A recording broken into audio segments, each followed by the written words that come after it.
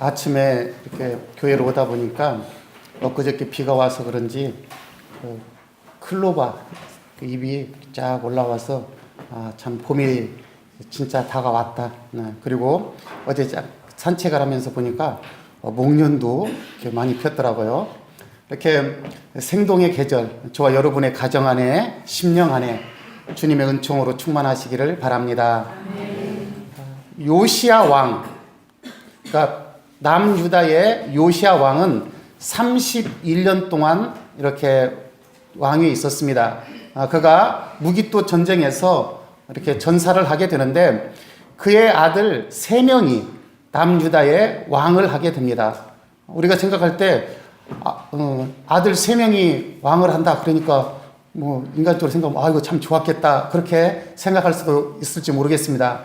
그러나 요시야 왕이 죽으니까 요시야 왕의 죽음의 소식을 듣고 이스라엘 자체 내에서 그의 아들 가운데 하나인 여호아하스를 요시야 다음의 왕으로 세웁니다. 그런데 애굽의 군대가 아수르와의 전투를 하기 위해서 출정을 한 그 중간에 요시야 왕이 그 길을 막아요. 그래서 이 애굽 군대와 요시야 왕이 이렇게 전투를 하고 그 전투에서 요시야 왕이 죽게 되는데 이 애굽 군대가 아수르와의 전투를 하면서 이 중간에 유다 왕 요시야가 그 전력을 감소시키므로 애굽이 패하게 됩니다. 그래서 애굽은 아수르와의 전투에서 패하게 된 원인이 이스라엘 때문에 그렇다. 남유다 때문에 우리가 패하게 되었다. 이렇게 생각합니다. 그리고 애굽으로 돌아가면서 예루살렘을 쑥대밭을 만들어버려요. 그리고 이스라엘이 왕으로 세웠던 요시야의 아들 여호아하스를 애굽으로 잡아가 버립니다. 그리고 자기들이 요시야의 다른 아들 엘리야김이라고 하는데 그 엘리야김을 여호야김으로 계명을 해가지고 왕으로 세웁니다.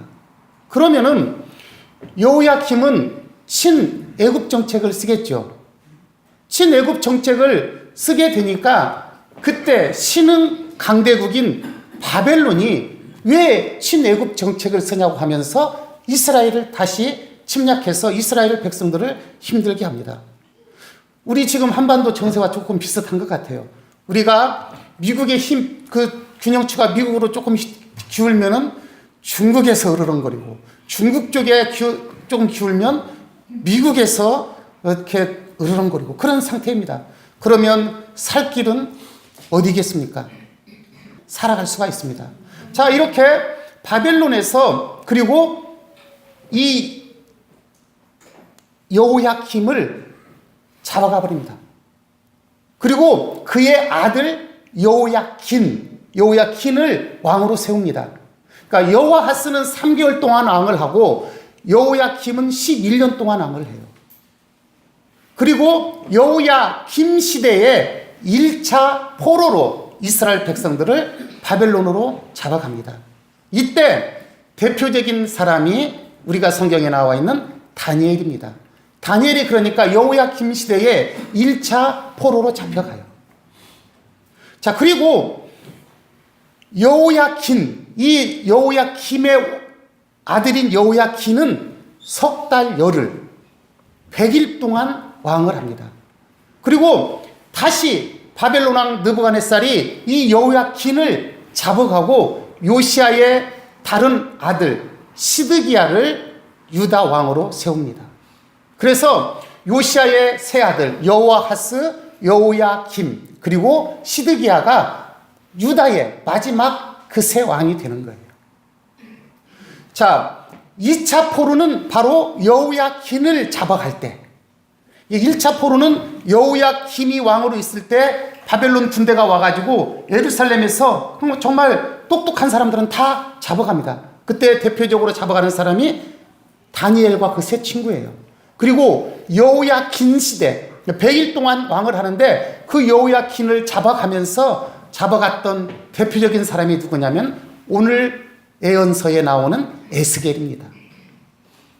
자, 이 시대에 하나님의 말씀을 전했던 또 대표적인 예언자가 누구냐면 에레미야예요. 에레미야는 그 요시야 왕 13년부터 바로 시드기야 왕 11년까지 하나님의 말씀을 전합니다. 예레미야에 전하는 그 복음의 핵심은 뭐냐면 너희가 살기 위해서는 바벨론에게 항복해야 된다. 바벨론에게 항복해야만이 우리 민족이 살 수 있다. 이렇게 계속 하나님의 말씀을 전합니다.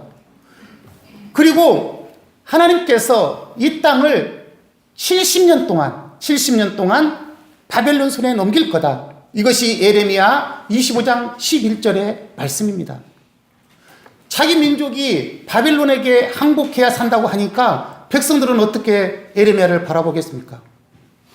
외국노로 바라볼 거 아니에요. 그래서 예레미야는 하나님의 말씀을 전하지만 너무너무 어려움을 당합니다. 옥에 갇히기도 하고 자기 그 고향 사람들에게 배척을 당하게 됐던 것이 예레미야입니다. 그렇게 예레미야는 하나님께서 다시 우리 민족을 돌아오게 할 것이다. 그러니까 너희는 그 땅에 가서 자녀도 낳고 집도 짓고 또 그들을 위해서, 그 나라를 위해서, 그러니까 그들의 통치자를 위해서도 기도하라. 이렇게 말을 합니다. 그래서 바벨론 포로 70년은 여호야김, 그러니까 다니엘이 잡혀가던 그 시점부터 고레스가 이스라엘 백성들을 귀환의 명령을 내리기까지 70년이에요. 그러니까 완전히 멸망해서 돌아올 때까지는 50년입니다.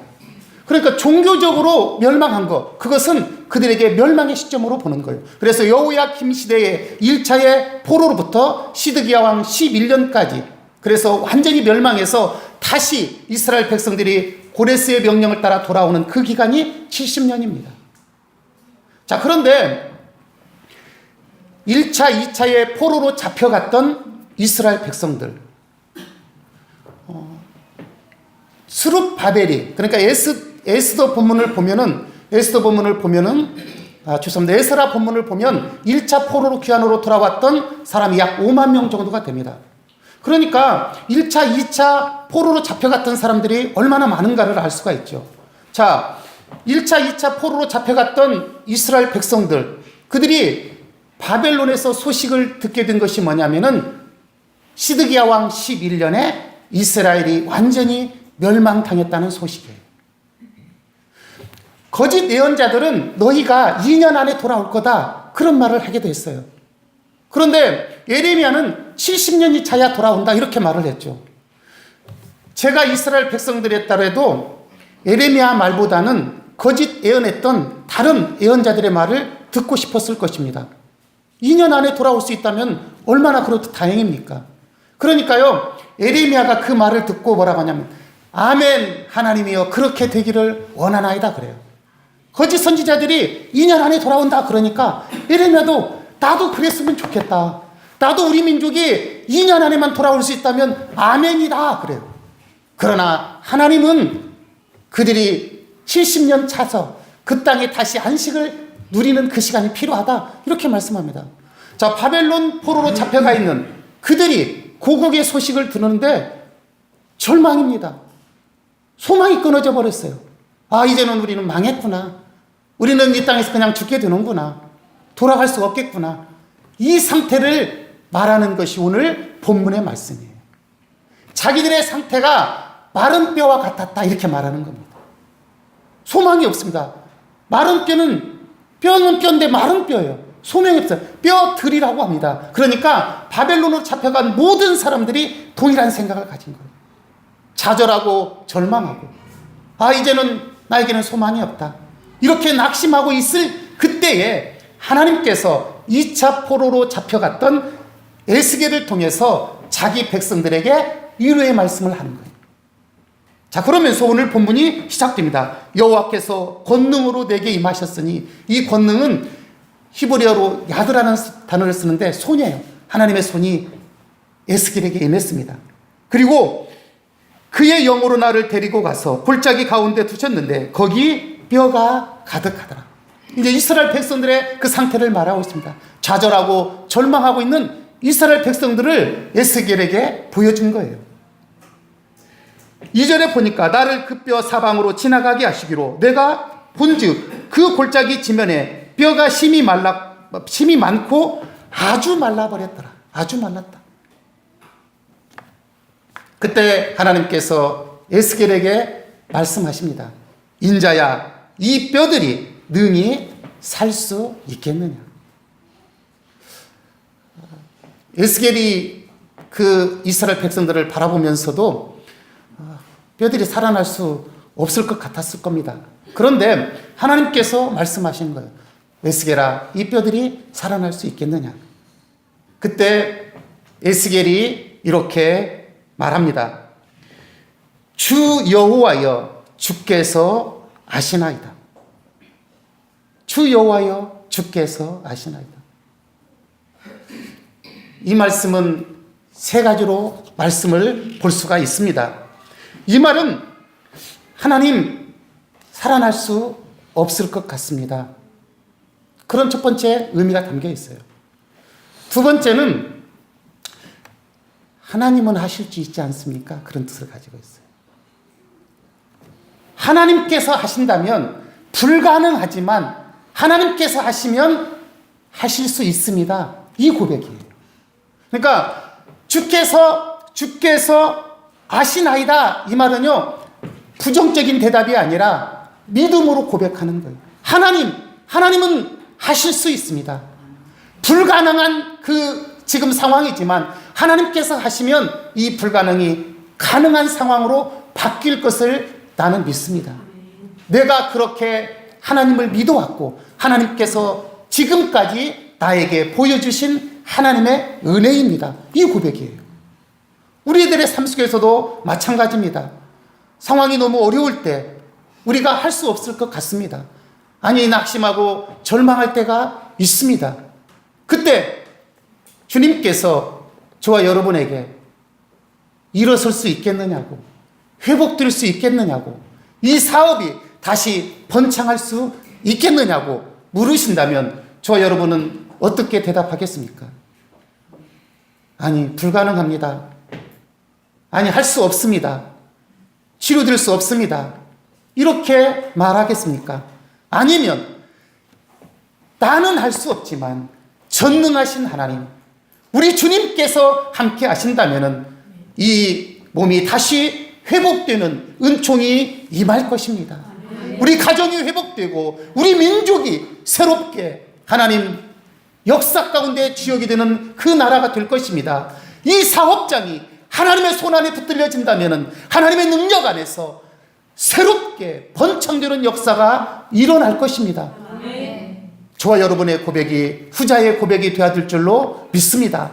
나는 할 수 없어요. 그러나 물로 포도주를 만드신 그 하나님, 38년 된 그 환자를 고치신 하나님, 바다를 걸어서 오신 그 주님의 능력이 임하신다면 불가능이 가능할 줄로 믿습니다.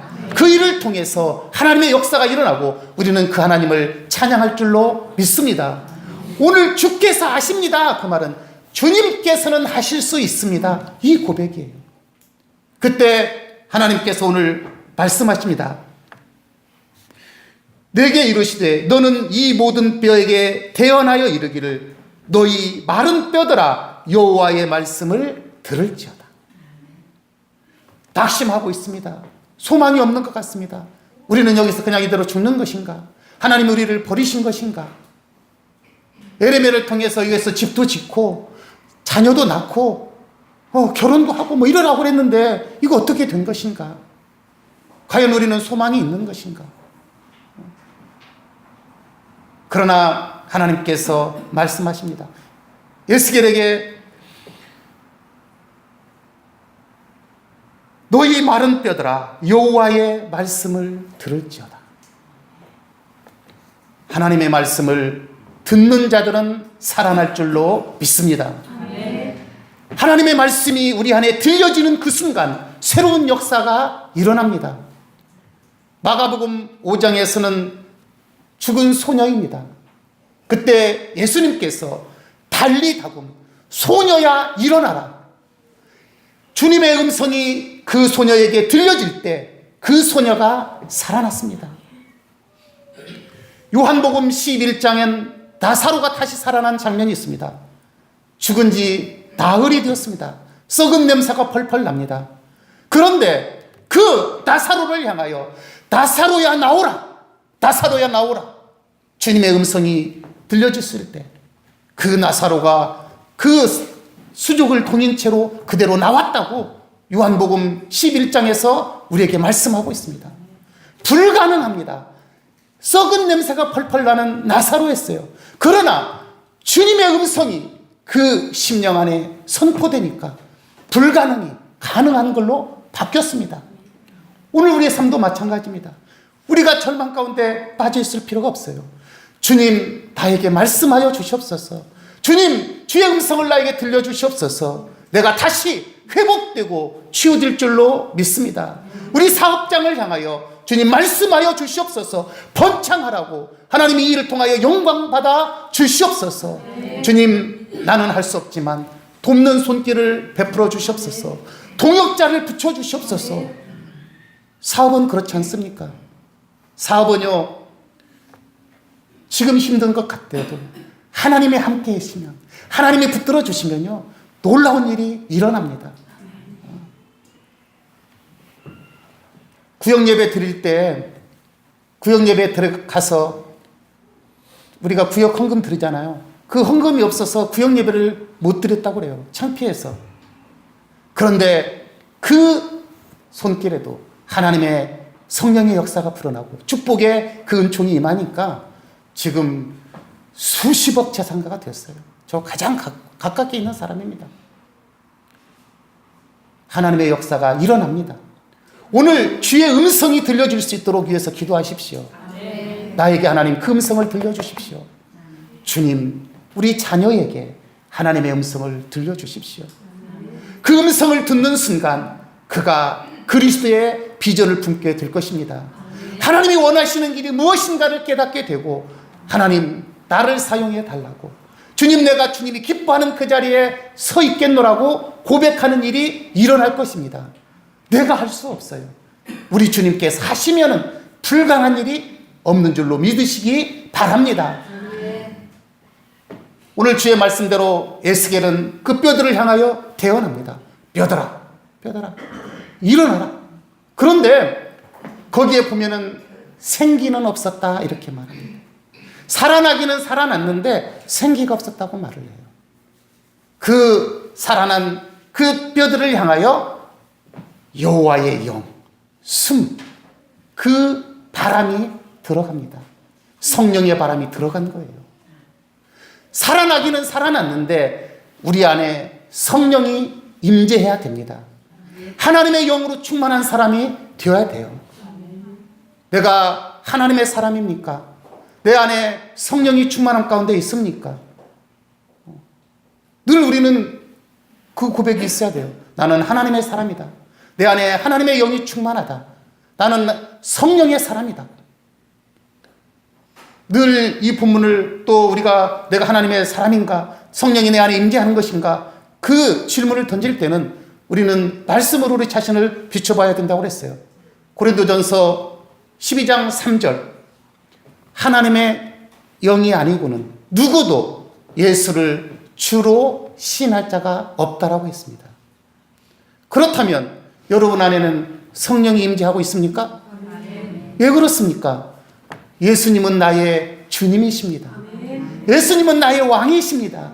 예수님은 나의 삶의 모든 것입니다. 이렇게 고백하잖아요. 그렇기 때문에 내 안에 성령이 임재하고 있는 거예요. 다른 사람들은 우리 안에 성령 하나님께서 계신가를 알지 못합니다. 나는 알아요. 내 안에 성령 하나님이 임재하고 있다는 것을 알고 있습니다. 왜 그렇습니까? 내가 우리 주님을 고백할 수 있기 때문이에요. 그 주님을 고백할 수 있는 사람만이 하나님께 영광을 올려드릴 수 있습니다. 그래서 바울은 로마서 8장 9절에서 이렇게 말합니다. 하나님의 영이 없으면 하나님의 사람이 아니다. 그리고 너희가 하나님의 영이 임재하는 사람이 되었느냐? 그러면은 하나님의 인도함을 받는 자가 되어라. 이것이 로마서 8장 14절입니다. 그래서 사도 바울은 하나님의 영으로 인도함을 받는 그가 곧 하나님의 아들이다. 이렇게 말씀하고 있어요. 내가 하나님의 영으로 충만한 사람이 되었다면은 세상 것에 가치를 두는 것이 아니라, 세상의 소망을 두는 것이 아니라 주님이 원하는 길로, 주님이 인도하시는 대로 살아가는 겁니다. 주님이 우리를 어디로 인도하겠습니까? 사망의 음침한 골짜기로 인도하겠습니까? 사망의 음침한 골짜기에 있을지라도 우리를 푸른 초장으로, 예, 신의 물가로 인도하지 않겠습니까? 인도함을 받는 사람이 되어야 돼요. 하나님, 내가 하나님의 영으로 인도함 받기를 소망합니다. 하나님, 우리 사랑하는 자녀들이 하나님의 영으로 인도함을 받을 수 있도록 도와주시옵소서. 하나님의 영으로 인도함을 받기만 하면 염려할 거 없습니다. 주님 앞에 맡길 수 있어요. 하나님 앞에 맡깁니다. 하나님, 우리 사랑하는 자녀들을 하나님의 영으로 인도하여 주셔서 하나님이 기뻐하는 그 자리에 세워 주시옵소서. 요즘 한반도 정세를 바라보면서 하나님의 때가 된 것 같다. 우리 국민들이 또 기도하는 우리 천만 그리스도인들이 나라와 민족을 위해서 간절함으로 기도하는데 하나님께서 들으시고 응답하신다. 그런 생각이 듭니다. 김정은이 다른 선택의 방법이 없습니다. 전에는 미국이 이렇게 압박을 하면은 중국이요, 어느 정도 길을 터져갖고 또 숨쉴 구멍이 있었어요. 그러나 미국의 압박은 북한뿐만 아니라 중국도 강력하게 압박합니다. 그래서 도와줄 수가 없어요. 우리도 도와주고 싶어도 어떻습니까? 못 도와줍니다. 아니, 이번에 봤잖아요. 비행기도 직항로 못 뜨고 이렇게 돌아오고 뭐 그런 실정입니다. 아, 살 길이 그 길이구나. 그리고 살아야 되는 것을 알고 있어요. 하나님께서 때가 되어서 모든 것들을 선하게 인도해 줄 것을 저는 믿습니다. 그곳에 저는 이런 상황들을 보면서 한 가지 기도하는 것은 뭐냐면, 그곳이 열리고 뭐 경제적인 어떤 그런 교류가 일어나고 그런 것도 너무 중요하잖아요. 하나님, 그곳에서 110여 년 전 평양에서 부흥의 불길이 일어났던 것처럼 그곳에서 하나님께 예배드리는 그날이 속히 임할 수 있도록 도와주십시오. 예배드리는 그 순간 완전한 정말 개방이 일어날 겁니다. 새로운 변화가 일어날 것입니다. 같이 기도해야 될 줄로 믿습니다. 오늘 이제 이스라엘 백성들을 향하여 말씀하셨고, 절망하는 그들에게 11절에 이렇게 말합니다. 내게 이르시되, 인자야, 이 뼈들은 이스라엘 온 족속이라. 그들이 이르기를, 우리의 뼈들은 말랐고 우리의 소망이 없어졌으니 우리는 다 멸절되었다 하느니라. 그런데 13절에 다시 이렇게 말합니다. 내 백성들아, 내가 너희 무덤을 열고 너희로 거기서 나오게 한즉 너희는 내가 여호와인 줄 알리라. 지금은 무덤 같은 상태입니다. 마른 뼈와 같습니다. 보이지 않습니다. 그러나 하나님께서 함께하여 주시면 그 무덤이 열린다는 거예요. 그래서 너희가 돌아오게 되고 그 일을 통해서 내가 여호와인 줄 너희가 알게 될 것이다. 이스라엘 백성들뿐만 아닙니다. 오늘 우리의 그 어두움을 열어주실 것입니다. 희망으로 바꿔주실 것입니다. 그래서 빛을 보게 되고 우리의 입술의 고백을 통해서 하나님께서 하셨습니다. 하나님은 나의 여호와이십니다. 나의 주님이십니다. 그렇게 고백하게 될 줄로 믿습니다. 14절에 내가 또 내 영을 너희 속에 두어 너희가 살아나게 하고 성령이 그 안에 임하게 될 것입니다. 그래서 에스겔 36장 25절 이후에서는 맑은 물을 너희에게 뿌려서 너희로 정결하게 하되 곧 너희 모든 더러운 것에서와 모든 우상 숭배에서 너희를 정결하게 할 것이다. 그리고 26절에 새 영을 너희 속에 두고 새 마음을 너희에게 주되 너희 육신에서 굳은 마음을 제거하고 부드러운 마음을 주리라.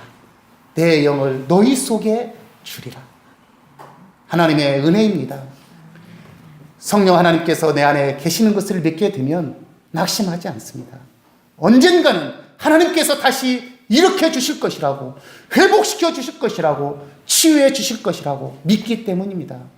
어떻습니까? 지금 어렵지만 우리에게 소망의 말씀을 주시는 그 주님 붙잡고 주님께서 인도하는 대로 성령의 인도하심 따라 살아가는 저와 여러분의 삶이 되기를 간절히 바랍니다. 아멘. 거룩하시고 자비로우신 하나님 아버지, 때로는 우리가 소망이 없는 것 같고 하나님 낙심하고 절망할 때가 있습니다. 그러나 오늘 우리를 향하여 일어나라고 하나님께서 말씀하시고 우리 안에 새 영을 부어주시겠다고 말씀하여 주시니 감사를 드립니다. 우리가 하나님의 영으로 인도함을 받는 하나님의 자녀가 되어서 하나님의 영광만 드러내는 복된 자녀들이 되게 하여 주시옵소서. 예수 그리스도의 이름으로 기도하옵나이다. 아멘.